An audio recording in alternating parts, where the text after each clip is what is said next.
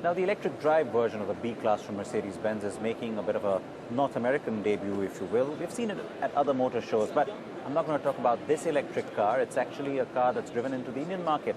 Rare for us to say electric car in India, isn't it? Well, that's the Mahindra E2O, and these are our first impressions.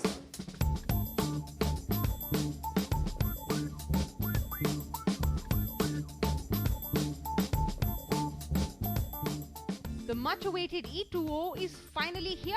Yes, Mahindra took some time in finalizing the launch because there was a chance the government may offer some financial incentives to environmentally friendly cars. In this year's budget, that wasn't to be, and so the E2O has arrived with a higher price tag than Mahindra would have liked. But let's not obsess simply about the price. The car is, well, worth talking about in itself. The car is quirky looking, and why not? It's meant to stand out as different, isn't it? Its body is made up of ABS panels and not pressed metal, which helps reduce manufacturing costs and yet maintain safety levels. It also means that there's no paint involved, and so the body is more resistant to scratches and dents. The E2O is a two-door, and though there is a hatch, it won't really qualify as a three-door. The boot isn't very spacious and it's good for small bags or shopping. Of course, Mahindra does not want you to view the car as entirely different. They may as well have called it the E22O because it's going to always face a bit of a catch-22 situation. All right, ridiculous thing to say perhaps, but the point being, the company is going to try and compel you to compare this car to what's already in the market. So it's going to say that, you know what, don't think of this as a special car, think of this as you would think of any other small B-segment hatch. And therein lies the problem, because the minute you start doing that, you start comparing things like build quality, you start comparing things like shape and size and just the overall look, convenience of having 4 doors on the sides rather than just 2. All of those factors, I think, might just end up going a little bit against the car. In terms of styling, it is very distinct looking. It definitely looks bigger than the previous Reva car, but it still doesn't give you the sense of space that it actually does have inside. I mean, I have to say the cabin is actually fairly spacious. But from the outside it's a little awkward looking. It does take some getting used to. But on the other hand, it also helps you sort of stand out from the crowd, because the minute you see this car coming, you're going to say, hey, look, there's the electric car. And so that's a little bit of an advantage, if you will. So looks-wise, not much to talk about. A little Evoque-esque headlamp here, which kind of wraps around here over the fender, and really large doors, big greenhouse. So it will take some getting used to. The comparison, though, I think is going to be, in some senses, an advantage, and in some senses, the undoing for the product.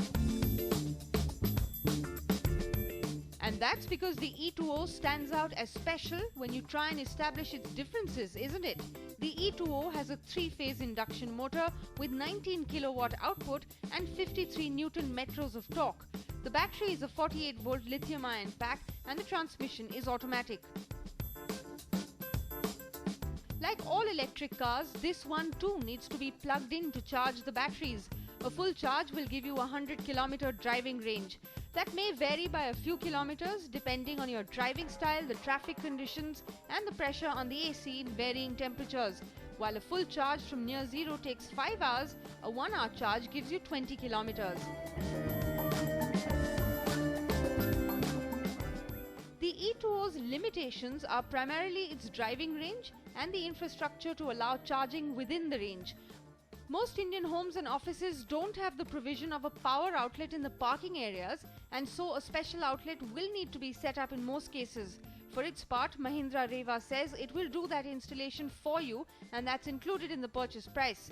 The company has also set up a network of charging stations in the 8 cities that the car is being launched in, though Mahindra Reva's home city of Bangalore, as well as cities like Delhi and Mumbai, have the maximum number.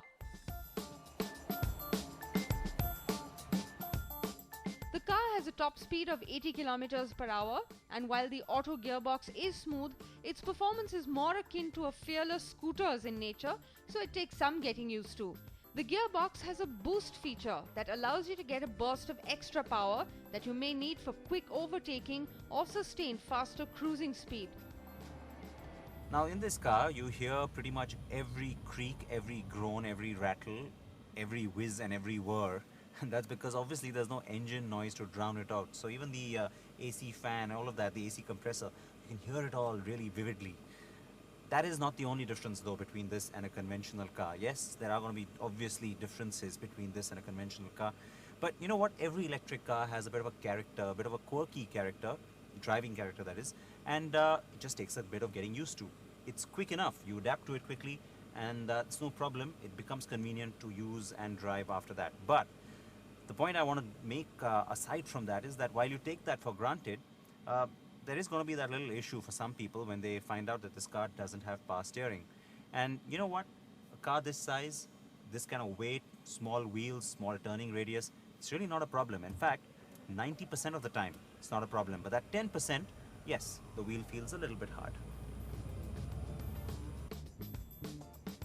But that's really not a huge negative in our book. It's also loaded with some cool features, like the onboard electronics, for example.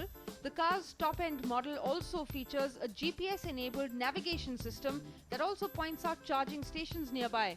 In fact, the car's onboard computer will constantly tell you your driving range, and it also has an SOS feature called Revive that gives you an additional 7 to 8 kilometers if your battery power dips below 10%. This can be activated by the touch of a button which alerts the company headquarters, and they then release the extra power to you, though this can only be done 3 times to ensure that you do charge correctly and on time. Each car comes with an inbuilt GSM activated chip that allows the company to keep tabs on the performance and the condition of each individual car. This also allows troubleshooting and any software related upgrades to be carried out remotely without the car needing to be brought into a workshop. Now let's come to the prices. The car has been priced at 5.96 lakh rupees on road in New Delhi for its base version, and that's because the Delhi government has offered a massive 29.5% subsidy on it. The Karnataka government too has reduced VAT to 5% from 14% for the car, while the Maharashtra government has decided not to impose a road tax on the vehicle. In other parts of the country, the car will cost as much as 2 lakh rupees more.